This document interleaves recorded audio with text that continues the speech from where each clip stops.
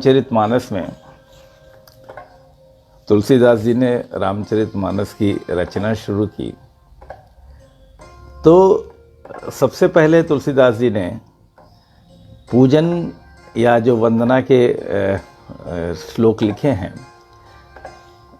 उसमें उन्होंने शिव की वंदना लिखी है। भवानी शंकरौ वंदे श्रद्धा विश्वास रूपिणौ याभ्यां विना न पश्यन्ति सिद्धाः स्वान्तः स्थवेश्वरम्। श्रद्धा और विश्वास, पार्वती और शिव का जब ईश्वर की खोज करना होगा, ईश्वर को पाना होगा, तो ईश्वर को पाने के पहले दो चीजों की महती आवश्यकता है। एक है ईश्वर के प्रति श्रद्धा और दूसरा है विश्वास। जब तक किसी भी सामने वाले व्यक्ति के प्रति, किसी भी वस्तु के प्रति आपकी श्रद्धा नहीं होगी और तब तक विश्वास नहीं आएगा। और जब श्रद्धा होगी और विश्वास दोनों होगा, यानी शिव और पार्वती दोनों आपके हृदयांगन में होंगे, तब ईश्वर की प्राप्ति हो सकती है। और गुरु का काम भी तो यही है। कल गुरु पूर्णिमा थी। गुरु पूर्णिमा की शुरुआत अगर शिव से हो रही है तो कोई न कोई तो इसका महत्व है। क्या शिव से बड़ा तो कोई गुरु ही नहीं है। और गोस्वामी जी ने लिखा कि बंदे बोधमयम नित्यम गुरु शंकर रूपिणम। शिव न सिर्फ विश्वास के प्रतीक है, परंतु शिव के अंदर जो गुरुत्व है, शिव के अंदर जो गुरु की पराकाष्ठा है, वो ईश्वर से मिलवा सकती है, क्योंकि गुरु ही ईश्वर से मिलने का साधन होता है। और ऐसे शिव का पवित्र माह सावन, जिसकी शुरुआत आज हो रही है, हम सब साथ में बैठे हैं और शिव पर चर्चा करने के लिए, शिव पर सुनने के लिए, शिव सुनाने के लिए, तो कहीं न कहीं ईश्वर की कृपा हमारे आप पर है। और शिव है क्या? क्या जब किसी का नाम लिया जाता है तो उसका एक स्वरूप मन में आ जाता है। ईश्वर तो निराकार, निर्गुण, साकार, सगुण सब है, पर शिव के जितने भी रूप हैं वो रूप बड़े ही अद्भुत हैं। क्या कैलाश के शिव, काशी के शिव, रामेश्वरम के शिव, मध्य प्रदेश में स्थित जितने ज्योतिर्लिंग हैं उनके शिव, तमाम तरह के शिव हैं। और शिव का स्वरूप बड़ा ही अद्भुत है, बड़ा ही विचित्र है, बड़ा ही मोहक है। आइए शिव के स्वरूप को ध्यान में रखकर आज सावन के पहले दिन शिव के अड़भंगी स्वरूप का ध्यान करते हैं और आनंद लेते हैं। शिव है कैसे? जगह जगह पर शिव की व्याख्या की गई है। क्या जटा लगी हुई, जटा के अंदर क्या क्या है? क्या जटा के अंदर गंगा है, गंगाधर शिव कहे जाते हैं। शिव का तात्पर्य क्या है? शिव का तात्पर्य होता है कल्याण करना। शिव का पूरा स्वरूप ही कल्याणमय है। क्या उन्होंने गंगा को अपने जटा में इसलिए रोक लिया, उनके प्रवाह को इसलिए रोक लिया कि गंगा जब प्रवाह से चली और अगर उनको रोकने वाला कोई नहीं होता, उनके प्रवाह पर कोई विराम देने वाला नहीं होता, तो शायद प्रलय हो जाता और पृथ्वी और ब्रह्मांड का नाश हो जाता। क्या शिव ने की जटा भी कल्याणकारी है, जहां पर गंगा स्थापित है। शिव में चंद्रमा की स्थापना, जो द्वितीया का चंद्रमा है, जब राहु और केतु चंद्रमा के पीछे पड़ गए तो चंद्रमा भागता हुआ शिव के पास आया। और चंद्रमा क्या है? शीतलता का प्रतीक है। क्या शिव के शरीर में जितनी अग्नि है, जितनी ज्वाला है, उतनी ही शीतलता है। शिव के सिर पर चंद्रमा जो है वो शीतलता का प्रतीक है। ससी ललाट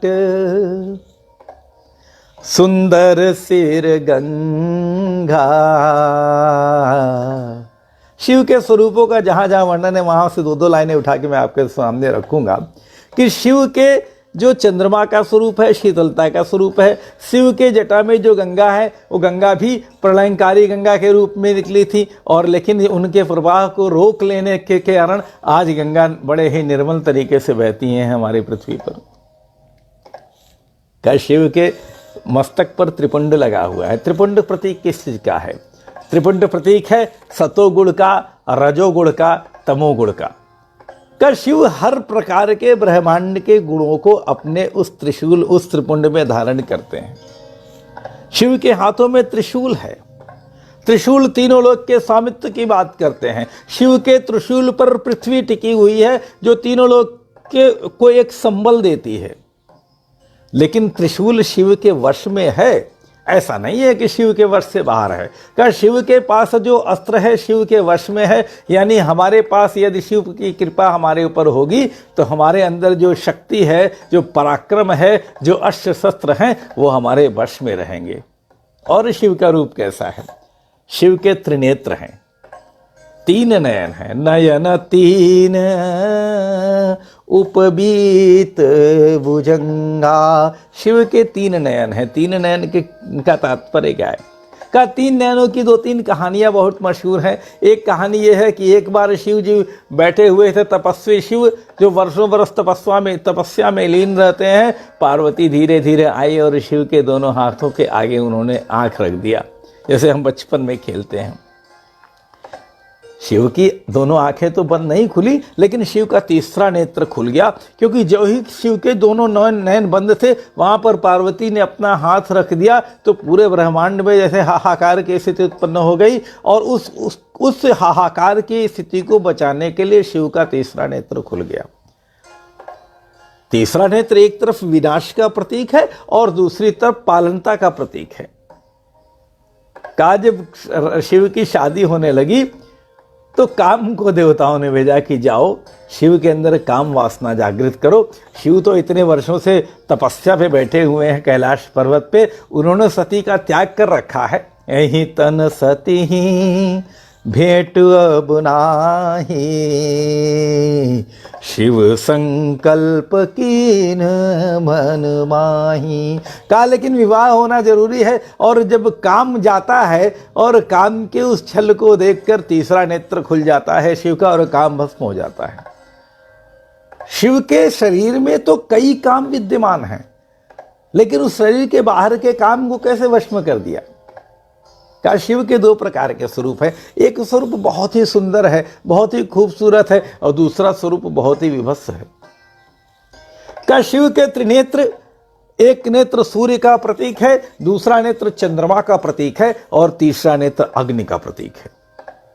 लेकिन ये तीनों नेत्र वश है। और एक और बड़ी विचित्र सी बात है, शिव का तीसरा नेत्र आधा खुला हुआ दिखाई देता है। इसका तात्पर्य क्या हुआ? शिव का तीसरा नेत्र आधा खुला हुआ दिखाई देने का तात्पर्य होता है कि जैसे हम और आप सांसारिक जीवन में रहते हैं, कहने का तात्पर्य है कि शिव जितने बड़े तपस्वी हैं, उतना ही पार्वती को पार्वती के प्रेमी माने जाते हैं, अपनी पत्नी के प्रेमी जानते हैं। पति देवता, सीता जी पूजा करते समय कहती हैं कि पति देवता सुतीय महूं मातु प्रथम तवरे। पार्वती जी, पति को प्रेम करने के मामले में आपका पहला स्थान है। और शिव भी अपनी पत्नी को बहुत प्यार करते हैं। सती को जब उन्होंने त्यागने लगा, चाहते तो सती को भस्म कर देते, उन्होंने कहा नहीं, सती बहुत पतिव्रता है, इसको मैं त्याग नहीं कर सकता, इसलिए शिव संकल्प कीन मन माही, एहि तन सती। शिव ने मन में संकल्प किया कि मैं सती से प्रेम नहीं कर सकता, लेकिन उन्होंने सती को बताया नहीं। प्रेम की पराकाष्ठा है। जब आप कष्ट को अपने अंदर रख लें तो ये प्रेम की पराकाष्ठा होती है। और क्या, नीलकंठ क्यों कहा जाता है शिव को? क्योंकि उन्होंने विश्व को अपने अंदर धारण कर लिया था। जिस प्रकार सती के द्वारा दिए गए कष्ट को अपने अंदर धारण कर लिया, उसी प्रकार नील अगर उस जहर को जो समुद्र मंथन से निकला था कोई नहीं पीता तो कौन पीता? शंकर ने उसे अपने कंठ में धारण कर लिया। ये शंकर के, ये शिव की कृपालुता है, शिव की कल्याणकारी नीति है, शिव कल्याणमयी है। इसलिए शिव ने ऐसा किया। शिव के पूरे स्वरूप को देखिए, वो एक कल्याणमयी स्वरूप है। शिव ने सर्पों को धारण किया। सर्प विषैले होते हैं, विनाशक होते हैं, लेकिन शिव के शरीर में धारण होते हुए भी उनका स्वरूप बदल जाता है। शिव कोई भी सर्प तब तक किसी का नुकसान नहीं पहुंचाता जब तक आप उसे न नुकसान पहुंचाए। ये सर्पों की विशेषता रही है हमेशा। मानो शिव एक संदेश देना चाहते हैं कि दुनिया में कोई भी व्यक्ति कितना भी निम्न कोटि का हो, कोई भी व्यक्ति कितना भी प्रताड़ित हो, कोई भी व्यक्ति कितना भी कष्ट में हो, यदि वह शिवमय हो जाएगा तो उसके अंदर के दुर्गुण अपने आप शिव में समाहित हो जाएंगे और दूर हो जाएंगे। और शिव की क्या विशेषता है? शिव ने माला धारण की, मुंडों की माला धारण करने का क्या प्रतीक है? का जो शिव कैलाश पर पक्की पवित्रता में पाया जाता है, वही शिव श्मशान का शिव भी है, वही शिव महाकाल भी है, वही शिव विभूति भी लपेटे हुए है। और मुंडों की माला पहनने का तात्पर्य ये हुआ कि मृत्यु जीवन का एक अंग है। श्मशान की राख लगाने का क्या तात्पर्य हुआ? कहा जीवन में जब सब कुछ विनाश हो जाता है, जब व्यक्ति का सब कुछ खत्म हो जाता है, तो वो राख बचती है। क्या प्रलय के बाद भी राख बचेगी, जब सारा जीवन खत्म हो जाएगा, जैसा शास्त्र कहते हैं। लेकिन वह राख शिव की तरह निरंतरता का प्रतीक है। चिता की भस्म शिव की तरह, जैसे शिव निरंतर हैं, वैसे ही वो भी जीवन की निरंतरता को दिखाता है। ऐसे हैं हमारे शिव के कल्याण का। नीलकंठ डमरू हाथ में है। शिव सर्वगुण संपन्ना है। का नृत्य की परंपरा और संगीत की परंपरा को यदि किसी ने धरती पर लाया है तो वो शिव है हमारे। शिव के डमरू से एक तरफ अर्थशास्त्र निकलता है, वैयाकरण निकलता है, आई उड़ ऋण के जैसे मंत्र निकल जाते हैं, और दूसरी तरफ डमरू तो बजाकर बंदर भी नचाया जाता है। कितनी सरलता है शिव में। यदि शिव के डमरू के संस्कृत भाषा के जो अनुच्छेद हैं, जो श्लोक हैं, जो शिव की डमरू से निकलते हैं, वो किसी मानव मन को समझ में नहीं आता, तो ये तो समझ में आएगा कि डम डम डमरू हो बजावेला कवन जोगिया। इस तरह से ही शिव प्रसन्न हो जाते हैं। नृत्य की परंपराओं में एक तरफ जहां तांडव की परंपरा है शिव के पास, जो विनाश की पटकथा लिखता है, वहीं डमरू नृत्य भी शिव का नृत्य होता है, जो अपने आप में सभी नृत्यों को अंगीकार करता है। शिव के गायन की परंपरा है, शिव के वादन की परंपरा है। रावण शिव का भक्त था, बहुत बड़ा वादक कलाकार था, बहुत बड़ा गायक कलाकार था। शिव ने कल्याणकारी संगीत इस सृष्टि को दिया। ऐसे हैं हमारे शिव। शिव के हाथ में यूं तो त्रिशूल रहता है, लेकिन शिव का पिनाक ये वो अस्त्र था जिसको सारे राजा छू नहीं पाए। जब भगवान श्री राम के विवाह के समय, सीता के स्वयंवर के समय, शिव का वो पुराना सा धनुष रख दिया गया वहां पे। शिव के अलावा किसी को उस धनुष को चढ़ाने की ताकत नहीं थी, और पूरे विश्व को कई बार नष्ट करने का उसके अंदर। कहा जाता है कि शिव ने उस धनुष को स्वयं बनाया था, जिसे पिनाक कहा गया। और इतनी कृपा थी शिव के उस पर कि एक मां सीता उसे आसानी से उठा लेती थी, और दूसरा अगर कोई उठा पाया तो हमारे भगवान श्री राम उठा पाए। सुदर्शन चक्र शिव की देन, ऐसा कहा जाता है। सुदर्शन बनाने के बाद शिव के माध्यम से अलग अलग हाथों से होते हुए कृष्ण के पास पहुंचता है सुदर्शन। और वो सुदर्शन कितना कल्याणकारी है, सुदर्शन कितना बुद्धिमान है, ये हम आप सभी जानते हैं। शिव परम योगाचार्य हैं, परम तपस्वी हैं। कुंडलिनी की जो परिभाषा दी गई है, जो कुंडलिनी जागृत, शिव एक जागृत हैं, और कुंडलिनी जागृति करने की जो परिभाषित किया गया है, वो शिव योग में परिभाषित किया गया है। शिव के स्वरूपों में बड़ा आसान सा स्वरूप है शिवलिंग। कहा जाता है शिवलिंग के दो स्वरूप हैं, एक स्वरूप आकाशीय शिवलिंग का है, जिसके बारे में ऐसी किंवदंतियां कहती हैं कि ये मक्का मदीना में जो शिव की स्थापना की बात कही जाती है वो आकाशीय शिवलिंग वहाँ पर है। और दूसरा शिवलिंग हमारा पारद का शिवलिंग है, जो किसी वृक्ष के नीचे किसी मंदिर के अंदर या रामेश्वरम के मंदिरों में कहीं पाया जाता है। जब भगवान श्री राम को शिव की पूजा करनी हुई तो उन्होंने बालू का लिंग उसमें प्राण स्थापित कर दिया। कितने सरल हैं हमारे शिव, कितने कल्याणकारी हैं हमारे शिव। और यही नहीं, शिव के बारे में देव किसी भी व्यक्ति के स्वरूप को देखना है तो उसके विवाह के समय ही तो देखा जाता है। विवाह के समय व्यक्ति सबसे सुंदर दिखाई देना चाहिए, लेकिन हमारे शिव बड़े अड़भंगी हैं। इसकी कथा में कुछ दिनों पहले मैंने आपको शिव विवाह प्रसंग को सुनाई थी, थोड़ा सा रिपीटेशन के तौर पर, कि शिव को बच्चे कैसे देखते हैं, शिव हैं कैसे। शिव जब सस्ते हैं तो ससिर लाट सुंदर सिर गंगा, नयन तीन उपबीत बिजंगा, गरल कंठ सुर नर नर शिव माला, अशिव भेष लेकिन शिव धाम कृपाला। भेष उनका भले अशिव है, लेकिन शिव जो है कृपालु हैं, बड़े कृपालुओं के धाम है। कर त्रिशूल अरु डमरु विराजा, चले बसह चढ़ बाजहि बाजा। बच्चों ने जब बारात देखी ना तो धरि धीरज बालक लईत ही जान पराने। बच्चे भाग गए, भाग कर घर पहुँचते हैं। और घर पहुँचते हैं तो क्या होता है, घर पहुँचने में माताओं ने पूछा कि दूल्हा कैसा लगा। ऐसे हमेशा होता है कि दूल्हा कैसा था। बच्चे कैसे एक्सप्लेन करते हैं दूल्हा के, बहु बर बहुराह। शिव के स्वरूप का आनंद लीजिए। बर बहुराह बसह असवार। बच्चों ने देखा था कि हमेशा तो रथ पर बैठ के और घोड़े पे बैठ के शंकर जी दूल्हा आता है, ये दूल्हा तो गजब है, तो बहुराया हुआ है। एक तो बैल पे बैठ गया है और वो भी उल्टा बैठा हुआ है। बर बहुराह बसह असवारा।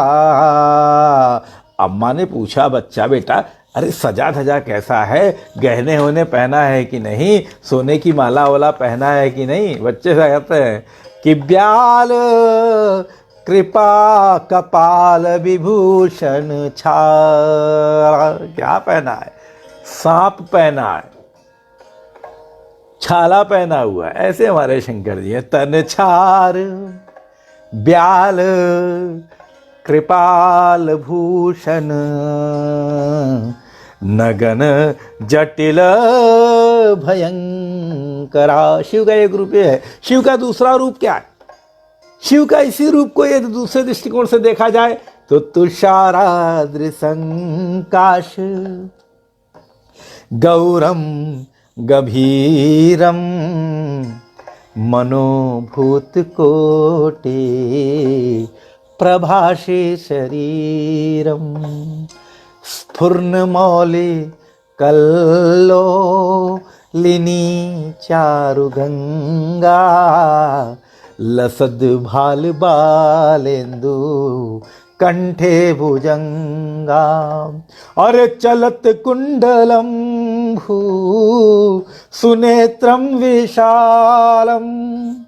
चलत कुंडल, हमारे शिव जी चलत कुंडलम भू, चलते हैं तो कुंडल हिलता है।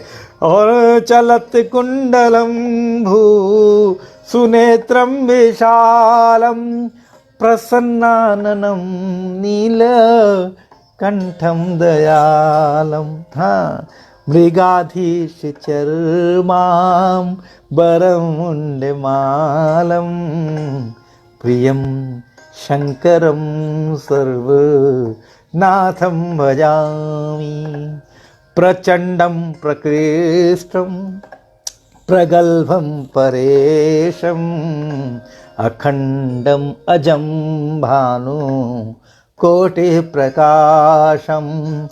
त्रयः शूल निर्मूलनम शूलपाणिम, भजेहम भवानी पतिं भावगम्यम।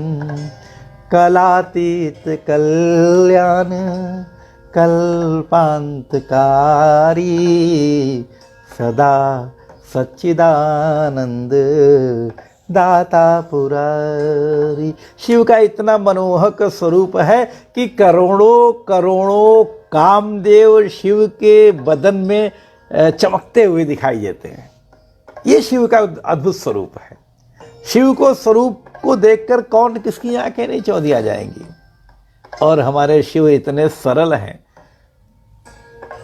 विशेषता को बखान करना बड़ा आसान काम है, सरलता को बखान करना, सरलता की व्याख्या करना बहुत मुश्किल काम है। शिव हमारे भगवान भाव के भूखे हैं। सावन आ रहा है, शिव को कौन सा भाव चाहिए? शिव को 3 बेल की पत्तियां चढ़ा दें, बहुत बड़ी बात है। और लेकिन 3 पत्तियों का विश्लेषण क्या है आध्यात्मिक का? शिव चाहते हैं कि धर्म, अर्थ और काम, जो आपने धर्म कमाया है, जो अर्थ कमाया है, जो काम कमाया है, इन काम को चाहे वो अच्छे हों आपके या बुरे हों, अगर 3 बेल पत्र के माध्यम से शिव को अर्पण कर दिया जाएगा तो मोक्ष अपने आप प्राप्त हो जाएगा। क्यों? क्योंकि मोक्ष को प्राप्ति, मोक्ष की परिभाषा कौन है? मोक्ष की परिभाषा भगवान श्री राम है। अंतराम कहिजे आवत नाही। राम यदि व्यक्ति के मुखारविंद से आ जाए तो मोक्ष की प्राप्ति हो जाएगी। काशी में यदि व्यक्ति की मृत्यु हो जाए तो मोक्ष की प्राप्ति हो जाएगी। और इन दोनों के अधिष्ठाता कौन है? भगवान। कहा शिव है। कहा कैसे? कहा काशी तो शिव की नगरी है ही, लेकिन भगवान श्री राम ने एक बात कही है। शंकर को परिभाषित किया जाता है कि तुम पुनि राम, राम दिन राती, सादर जपहु अनंग अराती। शिव हमेशा भगवान श्री राम का नाम लेते रहते हैं। और भगवान श्री राम ने किस तरह शिव को परिभाषित किया? कहा कि शिव द्रोही मम दास कहावा, वह नर सपने हूँ मोहीन भावा। कार शिव का द्रोही अगर राम को अपना भक्त दास, राम का दास स्वयं को कहता है तो भगवान श्री राम उसको राम के दास होने की मान्यता नहीं देते। और शिव कहते हैं कि राम का अगर कोई विरोध करने वाला है तो शिव उसको मान्यता नहीं देते। शंकर बहुत बड़ा भक्त था शिव का। हालांकि शंकर की कृपालुता इतनी रही कि जब रावण मरा, रावण मरने के बाद भी उसने मोक्ष की प्राप्ति की, लेकिन रावण शिव का बहुत बड़ा भक्त था। रावण राम का विद्रोही था और रावण को मोक्ष की प्राप्ति करने के लिए बहुत लड़ाई लड़नी पड़ी। लेकिन कभी भी रावण को शिव ने समझाया ही होगा कि राम से विद्रोह करो। क्या मोक्ष की प्राप्ति के लिए यदि राम हमारी परिभाषा है तो मोक्ष तक ले जाने की परिभाषा शिव है। और अंतिम बात कह के मैं अपनी बात समाप्त करना चाहूँगा। कहा कि शिव को पूजन में जल चढ़ा दीजिए, शिव प्रसन्न। शिव को पेवल में बेलपत्र चढ़ा दिए, शिव प्रसन्न। कहा शिव ने कहा हमें धतूरा भांग चढ़ा दो। तात्पर्य क्या हुआ? कहा जो दुनिया की बुराइयां सारी मेरे ऊपर लाकर चढ़ा दो, शिव प्रसन्न। और यदि आपको भजन गायन नहीं आता तो गाल के बजाए से निढाल हो जाते हैं। कहा गाल के बजा दो, निढाल हो जाओगे। यदि आपके अंदर वाणी नहीं है तो ओम शब्द का उच्चारण कर दो, शिव प्रसन्न हो जाएंगे। शिव के रूप भी कई हैं। काशी के शिव, ज्योतिर्लिंग के शिव, शिवलिंग जैसे भी शिव के आप दर्शन कर लो, सब अच्छा है। सावन का महीना आ रहा है, शिव की बारात की तैयारियां चल रही होंगी। शिव के अलग अलग प्रकार के दृष्टिकोण है, अलग प्रकार के दर्शन है। एक एक करके मैं आपके सामने जब भी मौका मिलेगा अलग अलग माध्यमों से लेकर आऊँगा। काशी के शिव कैसे हैं, कैलाश के शिव कैसे हैं, रामेश्वरम के शिव कैसे हैं, या हमारे महाकाल उज्जैन के शिव कैसे हैं। शिव की तमाम परिभाषाओं को परिभाषित करने के लिए आध्यात्म और ज्ञान की का सहारा लिया जा सकता है, लेकिन शिव हैं बड़े सरल। शिव तो गाल के बजाय से निढाल हो जाते हैं। आइए अंतिम चरण में, अंतिम क्षण में हम भगवान शिव की उस प्रार्थना को करते हैं जो हमेशा पूजन के बाद किया जाता है कि कर्पूर गौरम करुणावतारम संसार सारम भुजगेंद्रहारम सदा वसंतम हृदयारविन्दे भवं भवानी सहितं नमामि कर्पूरगौरम। मैं बीच बीच में सभी के कमेंट्स थोड़ा बहुत पढ़ ले रहा था। सिद्धार्थ हैं, सरिता मोहन जी हैं, सतीश मिश्र जी हैं, दीपिका जी हैं, मैं सबके नाम तो नहीं ले पाऊँगा, कमलाकर जी हैं। और अच्छा लगता है, कभी ऐसा लगता है जैसे बहुत करीब बैठे हुए हैं। फिर कभी मुलाकात होगी। बहुत अच्छा लगा। ओम